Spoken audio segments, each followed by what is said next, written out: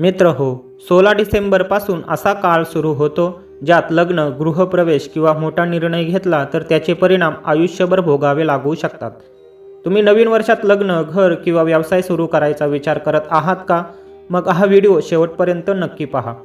नमस्कार मित्रांनो, मी अविनाश आणि आपण पाहत आहात SV मराठी.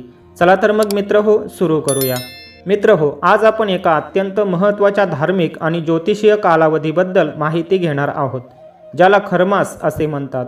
हा काळ 16 डिसेंबरपासून सुरू होणार आहे आणि या एका महिन्याच्या काळात शुभ कार्यावर जणू काही ब्रेक लागतो. आपण नवीन वर्षाच्या योजना करत असाल तर ही व्हिडिओ तुमच्यासाठी खूप महत्त्वाची आहे. खरमास कधी सुरू होतो, कधी संपतो आणि या काळात कोणती कार्ये आवर्जून टाळावीत, तसेच कोणती कामे करावीत हे आपण सविस्तर पाहूया. खरमास तेव्हा सुरू होतो जेव्हा सूर्यदेव धनु राशीत प्रवेश करतात. या घटनेलाच आपण धनु संक्रांती म्हणतो. यंदा सूर्य 16 डिसेंबर 2025 रोजी धनु राशीत प्रवेश करणार असून पंचांगानुसार सकाळच्या सुमारास खरमास सुरू होईल. मकर संक्रांतीपर्यंत म्हणजे सुमारे 1 महिना सूर्य धनु राशीत विराजमान राहणार. धनु राशीचा स्वामी बृहस्पती म्हणजेच गुरुग्रह आहे. ज्योतिषशास्त्रानुसार सूर्य जेव्हा गुरुच्या राशीत प्रवेश करतो तेव्हा शुभ कार्यासाठी असलेले त्याचे बल काहीसे कमजोर होते. म्हणूनच या काळात सुरू केलेल्या कामांना अपेक्षित गती मिळत नाही किंवा त्याचे फल कमी प्रमाणात मिळते. याच कारणांमुळे आपल्या पूर्वजांनी सांगितलं आहे, या काळात मोठे निर्णय थोडे थांबवलेलेच बरे. हा खरमास 16 डिसेंबर 2025 पासून सुरू होऊन बुधवार 14 जानेवारी 2026 रोजी मकर संक्रांतीपर्यंत चालेल. तेव्हा सूर्य मकर राशीत प्रवेश करतील. मित्र हो, आता पाहूया या खरमासमध्ये कोणती कार्य टाळावीत. 1. विवाह आणि संस्कार. खरमासमध्ये विवाह करणे टाळावे, कारण वैवाहिक जीवनासाठी गुरु आणि शुक्र ग्रहांचे बल आवश्यक असते. धनु राशीतील सूर्यामुळे हे बल कमी होते, ज्यामुळे वैवाहिक जीवनात अडचणी येऊ शकतात. याचबरोबर मुलांचे मुंडन, कान टोचणे यासारखे संस्कारही या काळात टाळले जातात. गृहसंबंधी कार्ये. या काळात नवीन घरात प्रवेश करू नयेत.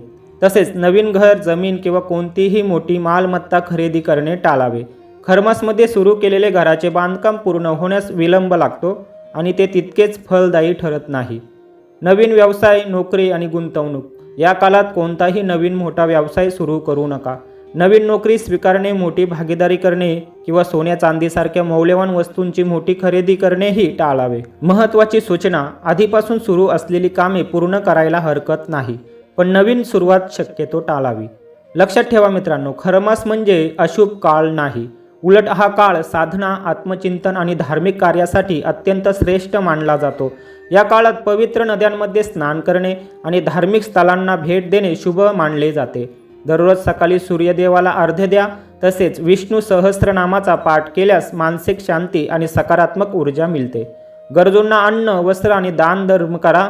विशेषतः पिवळ्या वस्तूंचे दान केल्यास गुरुग्रह प्रसन्न होतात असे मानले जाते. कोणतेही नवीन विधी न करता आपल्या इष्ट देवतेचा नियमित नामजप, ध्यान आणि मंत्रपठण करा.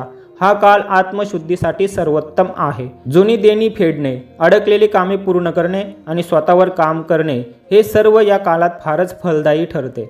मित्रांनो, 16 डिसेंबरपासून सुरू होणारा खरमास हा आपल्यासाठी विश्रांतीचा आणि आत्मचिंतनाचा काळ आहे. मोठे निर्णय शक्यतो 14 जानेवारी 2026 नंतर घ्या. मकर संक्रांतीनंतर पुन्हा शुभ मुहूर्त सुरू होतील. नवीन वर्षात फेब्रुवारी, एप्रिल आणि मे हे महिने विवाह, गृहप्रवेश आणि इतर शुभ कार्यांसाठी अत्यंत शुभ मानले जातात.